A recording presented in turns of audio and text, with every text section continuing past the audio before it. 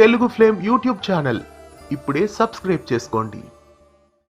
గుండమ్మ కథ serial G తెలుగులో మధ్యాహ్నం 1:30 ప్రేక్షకులని ఎంతగానో ఆకట్టుకుంటోంది.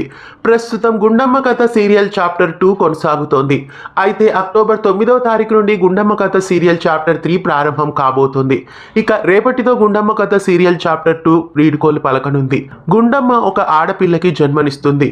అదే సమయంలో వైష్ణవి కూడా మరో ఆడపిల్లకి జన్మనిస్తుంది.